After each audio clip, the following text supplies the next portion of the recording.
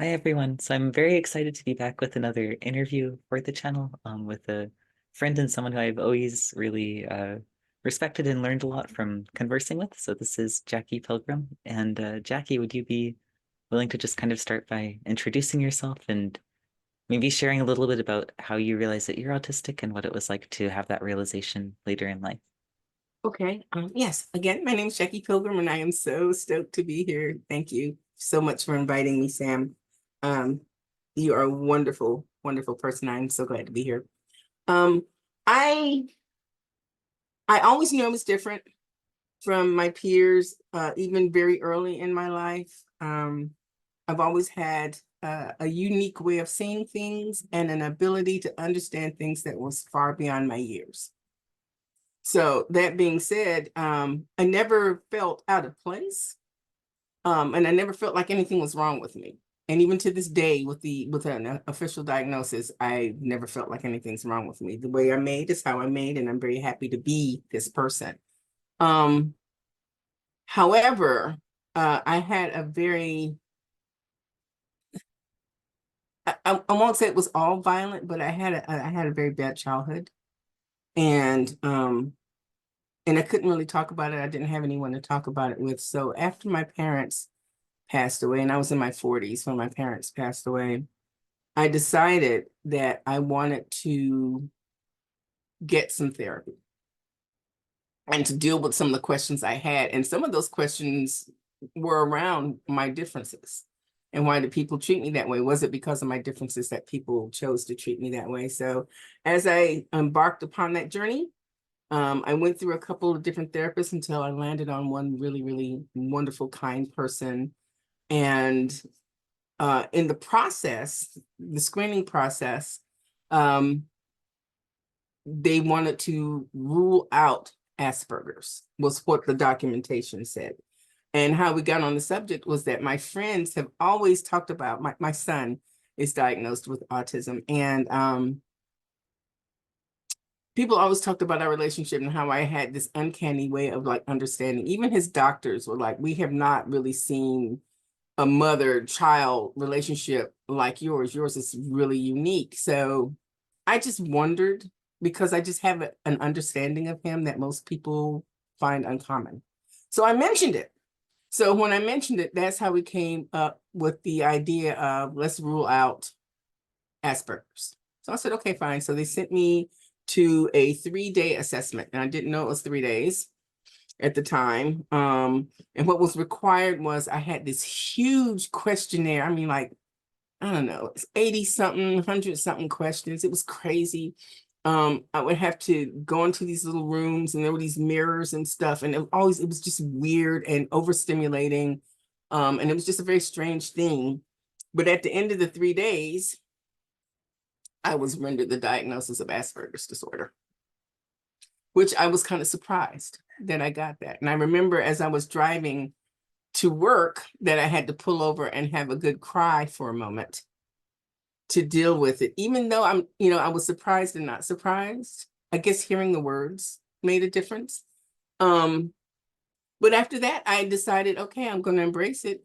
This is who I am. I've been this way all my life, even though I've not thought of my life in terms of being autistic. I mean, I didn't even really know about autism until I started seeing traits in my son when he was around 2.5 years old. So I'm going on, and I'm being open about it. I'm talking to people, and I found out very quickly that talking about being autistic, especially for a person who I guess doesn't quote unquote appear to be autistic, was a no-no initially. It was fine talking about my son as long as he had traits that people could see and they could relate to. They could have some sort of compassion, and show some empathy or whatever, or kindness in the conversation. But for people like myself, who don't have the obvious, or maybe I'll put it this way, I'm not going to say my traits are not seen, because I think my traits are my traits. But if I'm talking to someone who's not familiar with traits that look like mine, that's when the confusion comes. And those are one of the things that I want to dispel. So I did hide and mask for a little bit, probably about a year or two, I want to say. And then I decided, you know what? I am not going to live any portion of my life in hiding. I think I am a fun person to be around. Yes, I can be floofy. So what? You know, I'm a hard worker. I'm a kind person. I'm a trustworthy person. And there's nothing about me that I feel needs to be hidden. So I'm very open about being on the autism spectrum. And whether it's received well or not doesn't really matter at this point. Because I have fully accepted who I am just as much as I have fully accepted my son, and I work with him and put him into the world and pray that he will be as fervent about who he is as I am. You know, so it's been quite a journey. And it's still a journey.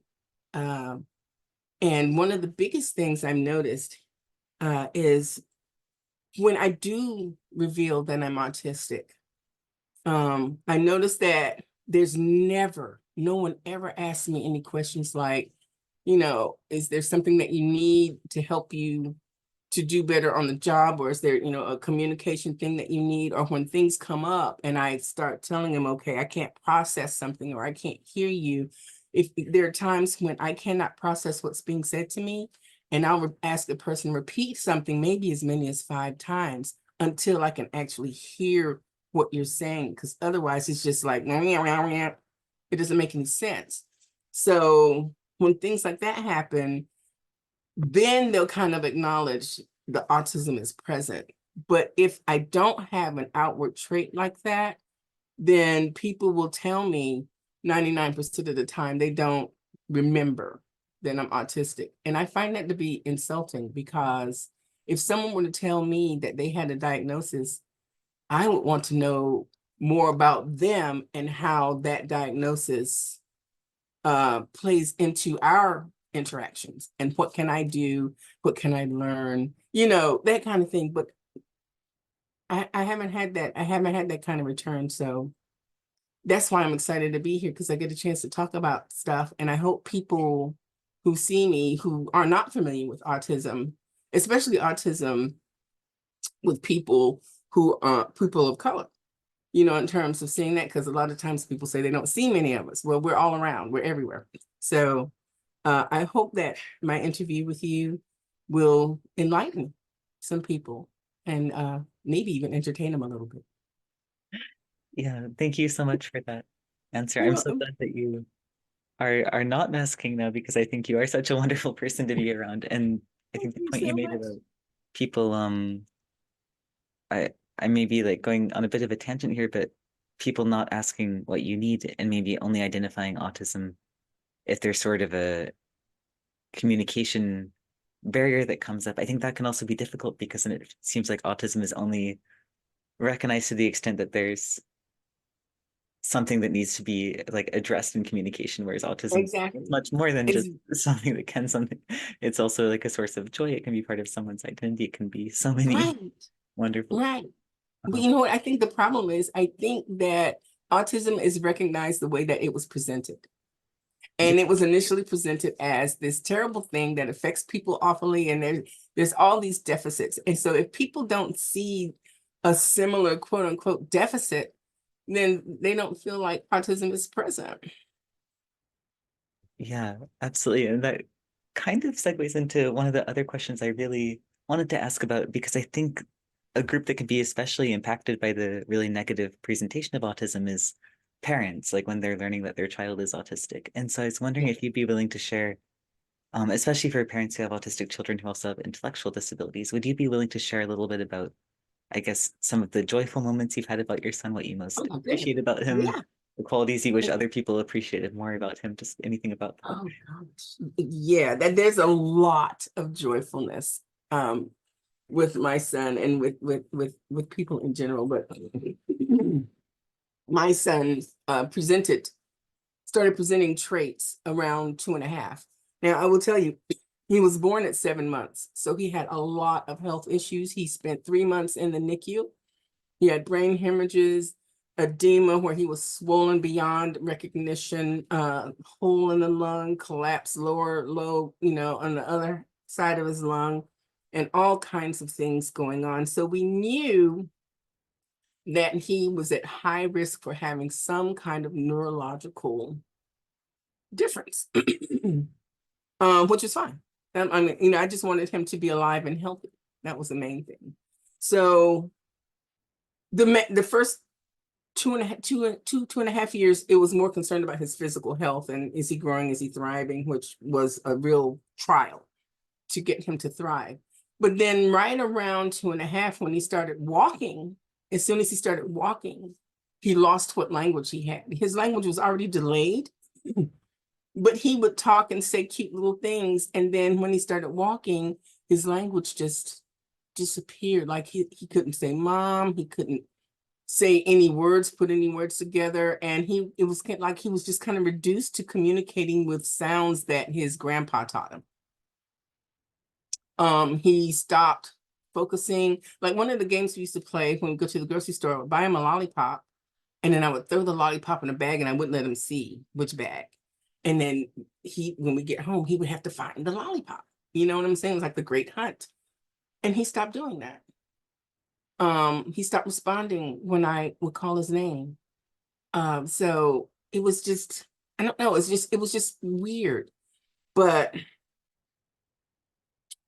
so when I put the traits in and found out about autism, that's when we went to work to try to get a diagnosis. And I'm going to give you the shorter version. I started trying to get Hunter seen and diagnosed at 2.5. Hunter was not given an official diagnosis until he was 9 years old. And I took him everywhere that I could. So that being said, it was still a wonderful journey because even though my son didn't have a diagnosis and he couldn't really get any real treatment until he got a diagnosis, it was an opportunity for me to learn how to communicate with him. It was, in a sense, kind of trying to just reach in and regain the person that I once knew, because when autism presented itself, it changed him a lot and it changed our relationship a lot. But I think the change also made us very strong because we had to learn how to navigate a thing that neither one of us understood. And we had to learn how to trust each other beyond our circumstance. So in going through all of that, our level of trust with each other is super high. And I think that's part of why we have such a good relationship. I mean, we butt heads. My son is 24 now. So yeah, he's very opinionated and he gets it honestly. And you know, and he wants to be heard. And he's like, and I will be heard. And it's like, and I hear you. But there is this camaraderie and this ability to kind of weather the storms because we've been through so much together and just trying to navigate everything, that everything, even though it's normal for us, is very special at the same time. So normalcy is very special because there's more meaning to our interactions than just you're existing in the world, if that makes sense. So with that being said, almost everything is wonderful. Even the trip to the store is wonderful. My son is very musical. And one of the things, and he has the kindest, sweetest heart, and the most beautiful energy. So wherever we would go, he could just draw happiness out of people. We would start singing in the grocery store aisles. And the next thing you know, people are coming in and they're joining us. And we're just having this whole moment, you know, in the cereal aisle, you know, or like the grocery store, local grocery store when he was growing up. Women would actually leave their registers to go play ball with my son, you know, and do stuff. And the woman at the counter would want to give him his favorite treat so he could eat, you know, his favorite treat while I shopped. So there's always a trail of joy and happiness, no matter where he goes. So, I mean, if you want me to continue, I can, because it's just so many wonderful things. You have to kind of Yeah. I mean, know I when to love this. I'd be stop. happy to hear a couple more examples if you have them. Okay. Um, Hunter has this depth of caring. One of the things he knows about me is that, one, I like to make my bed as soon as I get up every day. And I was preparing for a speaking engagement, one of my first early speaking engagements, and I was frazzled. And my son, he kind of, his energy matches mine. Like if I'm frazzled, then he brings his energy down. He just kind of just knows how to tweak himself and figure out what's going on with me. So I was kind of running around trying to get myself together. And I went into my room to get my purse or something. And I noticed that my bed was made. And it wasn't the neatest, but it was made. And I turned around and my son was standing in the door just looking at me. And I guess he didn't know if he did something good or not. And all I could do was just run and grab and hug him, because it was more than just he went in my room and made my bed, but it was like he really took the time to care to do something that he knew was going to help me feel better. You know what I'm saying? So that's the kind of personality that he has. It's like he hones in on what it takes to make a person feel better. Even to a stranger, we were in the grocery store getting some things before going on vacation. And I'm in the self-check and I'm trying to figure out the thing at the self-check. And all of a sudden I hear crying. And I look around and the woman who's watching the self-check, my son is standing there holding her hand and she is bawling. And I'm like, what in the world is happening? She said he stood there and he came over and he took her hand. He knew something was wrong with her and he just wanted to hold her hand, and she just busted out into tears because it was so kind. So, and that and his great sense of humor and his sneaky way, like the way he used to torment his grandmother. She was a very nervous, high-strung kind of person. And my son knew it.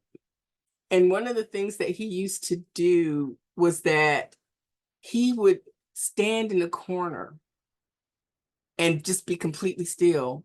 But my mother would freak out because she couldn't see him in her line of vision.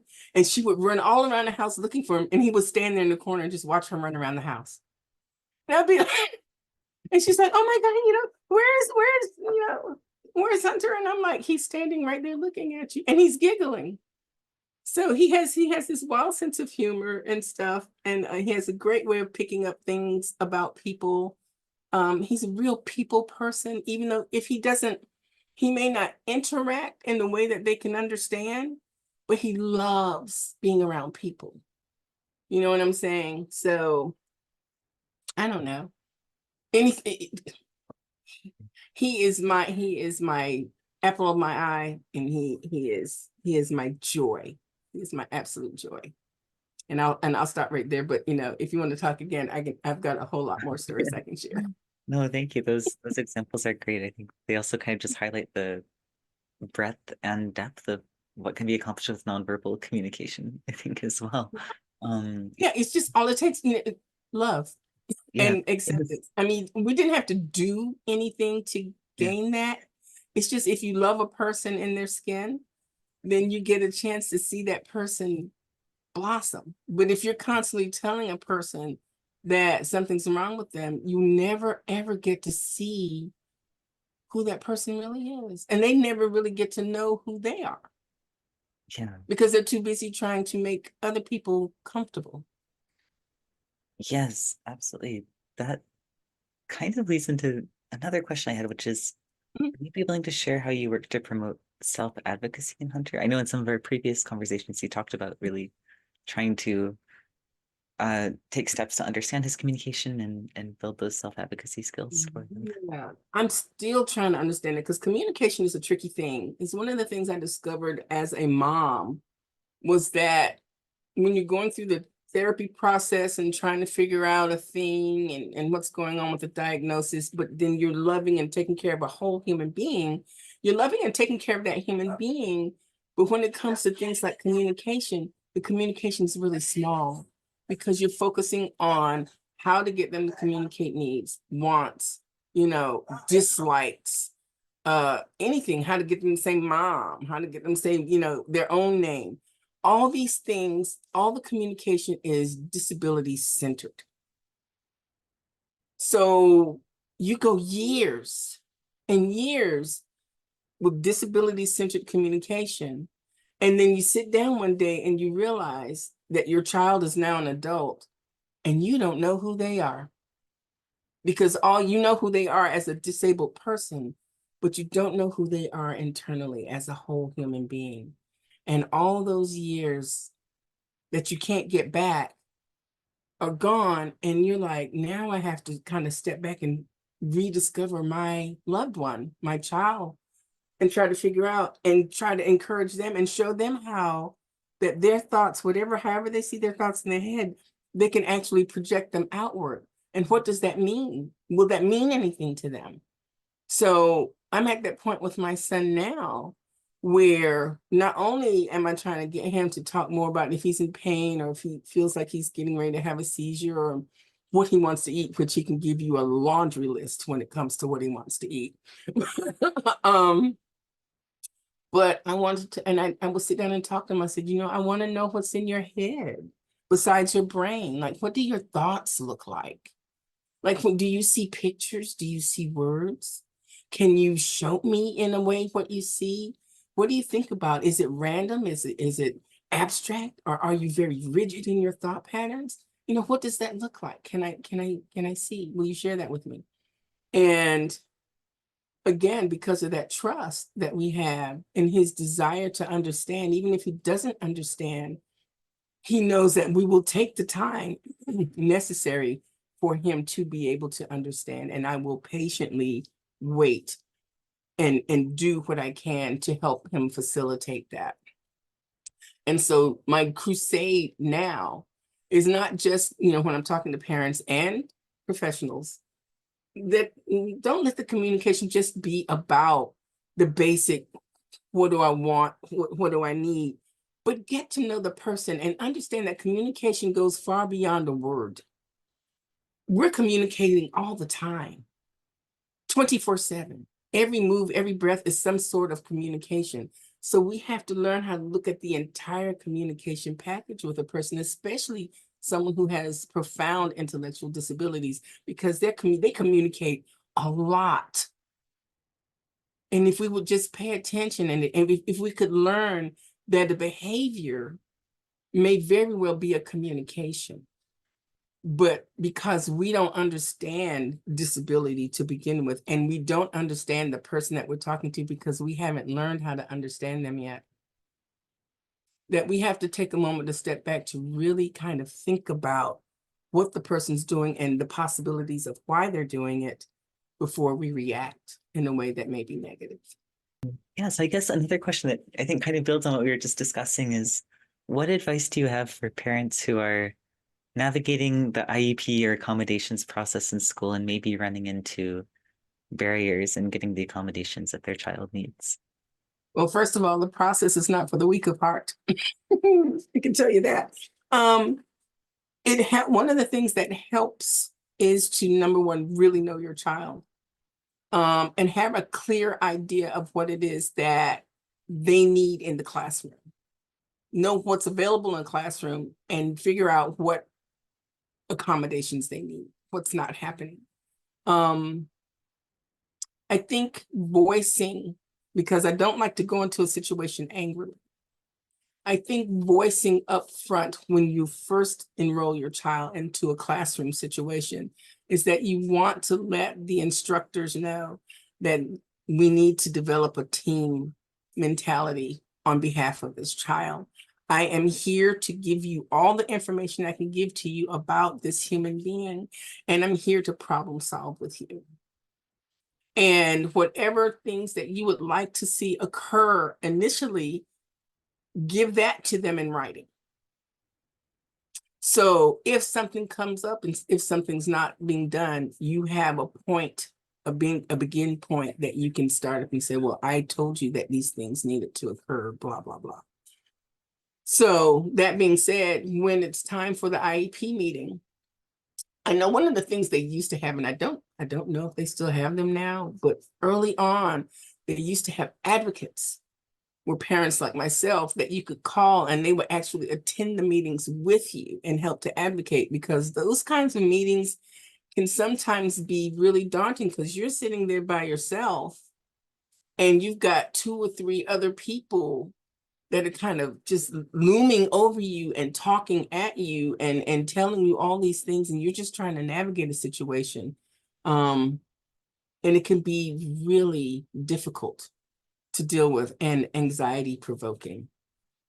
So I don't know if those situations are still like that, but one of the things as a parent you can do is when you go into an IEP meeting, be prepared, have your folder, have all your notes, if you have questions, write them out early. Don't wait until you get there. Be calm.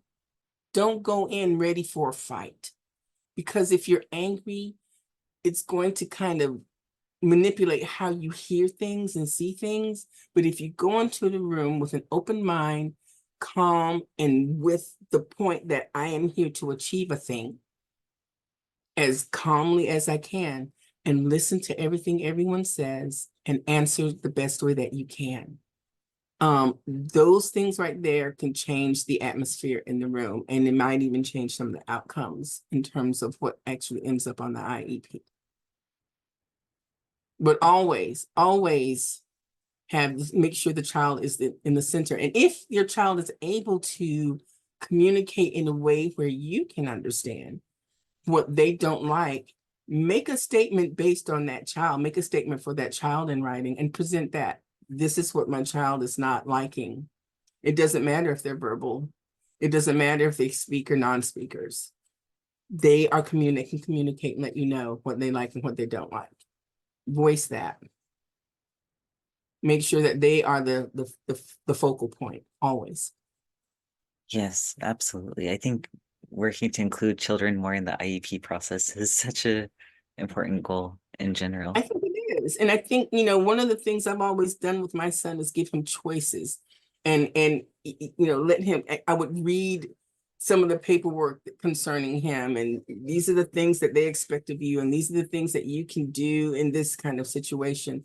You can always choose, and that will empower your child. Also, again, children who have intellectual disabilities, children who are non-speakers, they too can be empowered.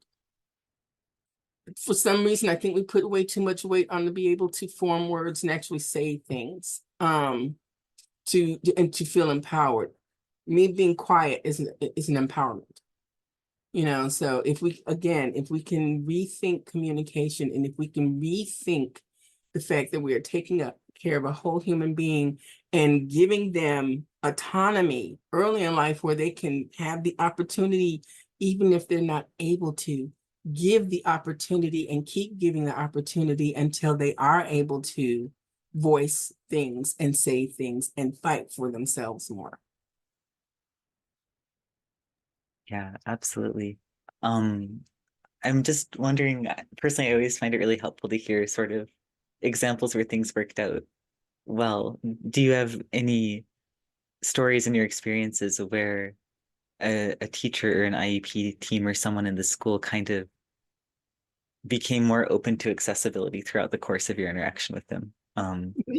We didn't have a lot of experience in school. My son, I put him in a classroom, enrolled him in a Let's Talk To class, which was 30% non-typical kids. And I thought this would be a great beginning for him to have kids like himself and to be around typical kids as well.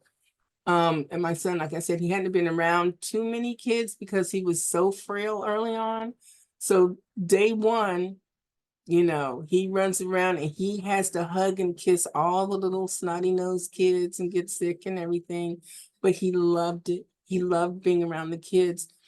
But the problem was because he was so caring and so wanting to give hugs and whatnot, my son was labeled a disruption at the age of 3, and was forced to sit in the corner with the teacher's aide. So I called for an IEP meeting and I removed him from that classroom. And I was armed with my information, my folder, and I was very calm throughout the entire process. So we did not have a positive experience within a school setting, but through homeschooling, there was a lot of positivity. We were actually part of the ones who pioneered and showed that single parents could actually effectively homeschool their children and work. So that was one real positive. The other positive was having the opportunity to work with other homeschool moms and to be able to model things. Like social skills. We'll take that because that's a big one. One of the things I've always done is I've always celebrated my son for who he is organically. And I tell him, never change that. Do you. However, we live in a world with a lot of different kinds of people. So it would be helpful if you could learn different kinds of ways to communicate effectively with different kinds of people. And let me show you how.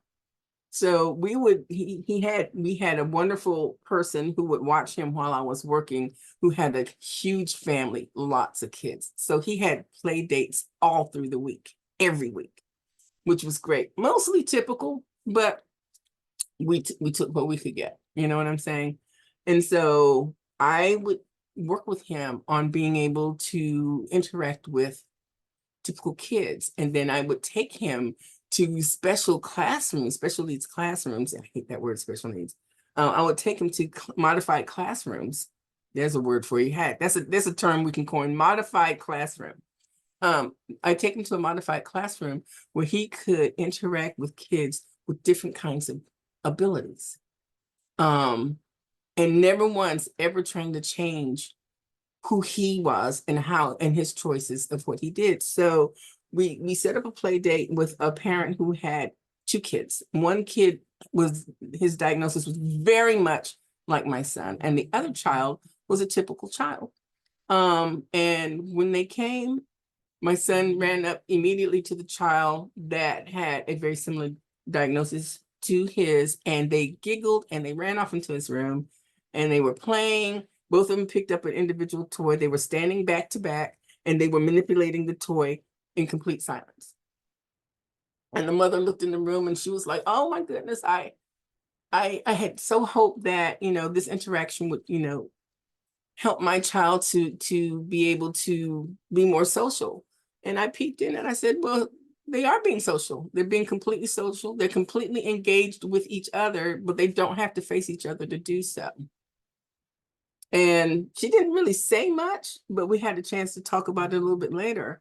And while we were talking, my son came out of his room into the living room where the other child was. And they were playing with oh, by the way, tip for parents. Use old Xerox boxes and make PlayStations. I know in the world of high tech, who cares about a box? But let me tell you, it's the best thing in the world. I used to make PlayStations and label them. And so whichever PlayStation he chose that day, we would build his learning and everything around that PlayStation. But anyway, so the child in the living room was playing with one of his, I think it was the sand PlayStation. And because my child was a mouthed everything, I couldn't use real sand. So I used instant oatmeal for sand. It was great sand. You just have to change it out frequently. But anyway, they were playing with that. So I watched, as I was talking to the mom, I watched my son as he came out and walked towards the child, sat down, faced that child, and began playing with that child in a completely different way than he played with the sibling by choice.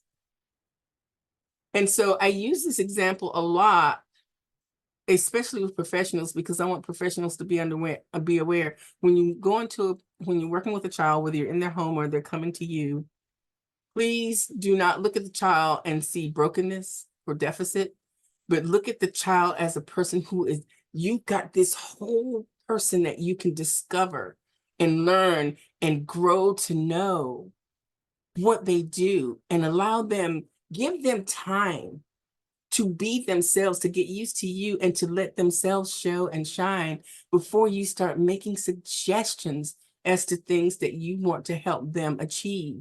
Never look at a person and say, I'm going to fix you. Never treat a person as if they're broken, because again, you hinder their ability to grow inside, because forever from that point on, they're always concerned about what somebody thinks about them when they see them. Is that person uncomfortable, and what they need to do to make somebody else comfortable, and their discomfort is constantly internalized. That is not healthy, and that leads into bad things along the way.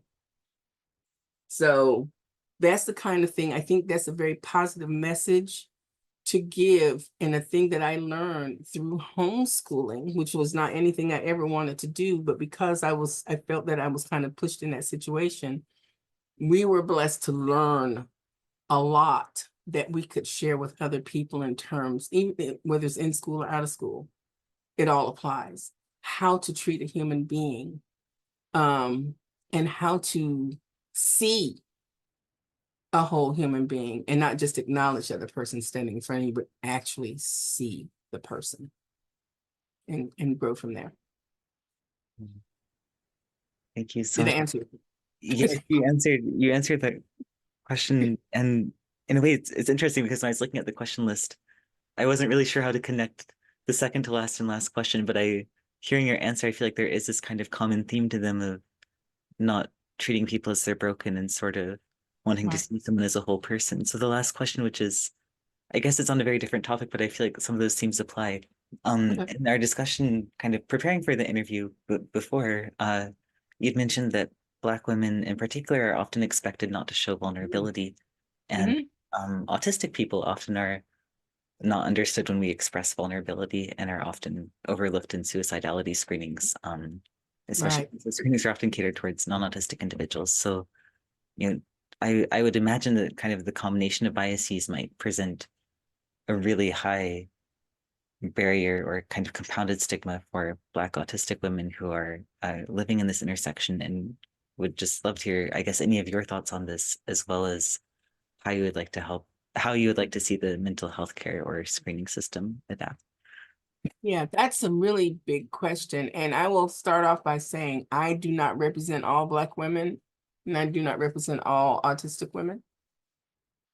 And my view on being a Black woman can be very different from the typical. Um, so let me start off with a little bit of my experience. My experience that led me to believe before actually hearing it and it being confirmed, was that as a woman, as a Black woman, being strong was something that, well, we are in general, but it's also taught. It's like there's all these things through life: being strong, being a homemaker, being a breadwinner, being responsible, all these things in a world where women were elevated with ability through the means of fighting for a right to be able to work and make a fair wage and do things. And at the same time, men, or at least our men, were kind of being diminished in many ways.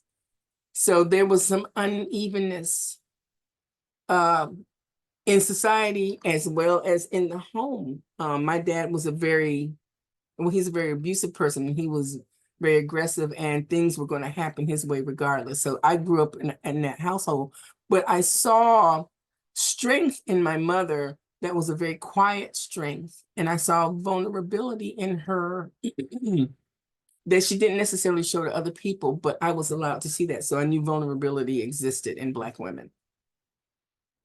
That being said, growing up and going out into the world and becoming more aware of other people's parents, or being even older and being aware of my friends and their relationships and what that looked like, I saw something very different, especially in the workplace. What I saw was more silent anger, uh, more anxiety, more disappointment, more pain, but these things were not outwardly expressed. It was almost like there was this unknown rule that we were not supposed to talk about our feelings. And the reason it was so profound, because as a child growing up in my household, I knew that my feelings didn't matter, and I was not supposed to talk about my feelings, period. Because if I did, that was a punishment, a harsh punishment. So to grow up in that and to go out into the world and see Again, if I speak my feelings on the job about something, I could potentially lose my job. That is a harsh punishment. So we're taught to internalize how we feel and to put on that face, more masking, to put on the face and everything's okay. And then we go home and we may break down at home by ourselves. If we have good fortune, we may have a person we can call to talk about that with. But I have not really seen personally in groups of women where we could talk about our vulnerability within our circles and those vulnerabilities be well received within a group. One-on-one, yeah. Or even with a person, like if I'm at lunch and maybe some of my traits show, and I may explain that I am on the autism, I live on the autism spectrum. The response that I have gotten has been not outwardly like, oh, you shouldn't talk about that, but it would be kind of, their back would straighten and the demeanor in the face would change. You could feel the energy in the room change, and it would feel like, oh, why would you mention that? If it's not obvious that you're autistic, why would you say that? And so even though those words weren't said, it would be things like, if I were talking about a situation and how it was affecting me, say a conversation was causing me anxiety or a situation was causing anxiety, someone would say, well, everybody experiences anxiety. And then I would have to, while I'm anxious, try to explain that my level of anxiety is different from most other people's levels of anxiety. But what I'm going through as I'm falling apart in front of these people is there's no empathy. Everything's very rigid. It's like you have to remember, oh, that's right, I'm not supposed to share my feelings. And you have to somehow pull it all together and bring it in and internalize. Not that it helps because you've already divulged a weakness, because it's going to be seen as a weakness. And when you divulge a weakness, it changes how people see you and it changes how they react with you. I remember there was one other parent, and I wanted our sons to get together to hang out, as teenagers. And I noticed she was really good with her son. So I was like, okay, let's see if we can maybe get some play dates, if you will, for our 13-year-olds. And about maybe 2 play dates in, I decided to let the mom know that I was on the autism spectrum. Everything changed. Not only did it change in terms of her interaction with me, but even when we were at the boys' music therapy, because that's where we met in music therapy, she had talked to another mother, and they decided to record me without my permission. They started dummying down, talking to me like I was a child. And it was all these other things. And as long as I was a strong and doing this and being more, I guess, like presenting in a way that they were comfortable with, everything's fine. But if I show a vulnerability or a difference, everything changes. And I don't know how to stop that.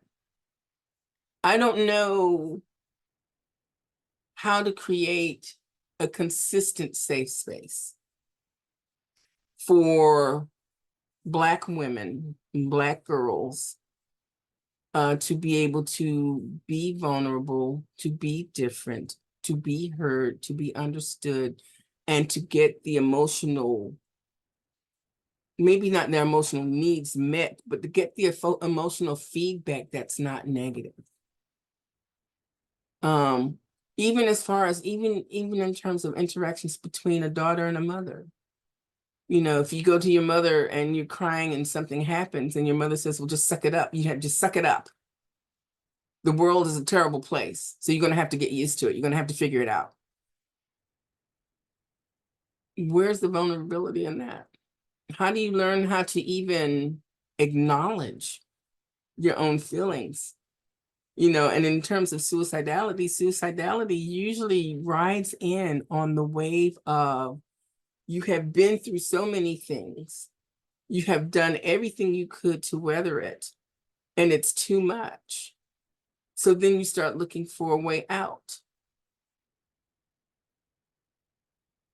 If we had a chance to be able to voice those things, even acknowledge them, even be willing to acknowledge and maybe look into therapy. And I know that is a whole nother subject.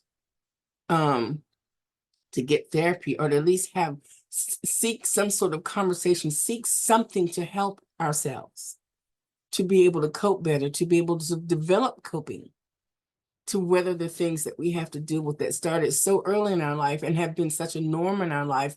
So much so that we're used to the pain, and we're used to having to be strong, and we're used to having to hide everything until it just one day it all falls on us. It's too much. And then when you add the intersection of autism or any kind of neurodiverseness, and you have to weather the pressure of just surviving, coming up with your own home, keeping your home, if you have a family, marriage, all of the dynamic of dealing with all these personalities and how that affects you and how you affect them, being out in the community, trying to make friends, trying to be a useful person in society, all of those things come with great responsibility, and it comes with a skill set that is taken for granted, because oftentimes those skills just kind of happen progressively. Well, for a person who's on the autism spectrum, we could follow the same road, but it doesn't necessarily mean that we'll develop the skill set of a typical person, because the way we process and receive things and give things is completely different. So we are growing up in typical situations that are not drafted for us, with a skill set that is not comparable to the situation, but we are expected to perform like everybody else and to be strong about it and not be vulnerable. That is a mix for disaster. And that's the best way I can put it. I don't know, like I said, I don't know how to stop it. The only thing I can do is talk about it as much as I can, and be as open about my situation as I can, and to encourage more women to talk honestly. And if they feel like they need to talk one-on-one, that's fine. But if we can talk in a group, that would be even better. So that's pretty much what I have to say about that. I would love to say much more, but again, I don't think it's fair for me to just speak on it. I think it would need to be a panel Mm, of Black women that could talk from many different perspectives to get a more global view of what it's like. yeah, absolutely. And I hope, firstly, like, thank you so much for your answer. And You're welcome. I think the answer kind of also gave me a broader perspective, in the sense of sometimes personally I get so narrowed in on the clinical component, like trying to tweak a survey or an assessment, but really there's so much that like builds up to someone reaching that point that is probably a lot more important. And Mhm. I hope that there are more research projects or panels on, I guess, like on this topic in the future as well. I do too. I would strongly suggest one thing though. I think rather than the focus being on coming up with an instrument to Mm, determine if a person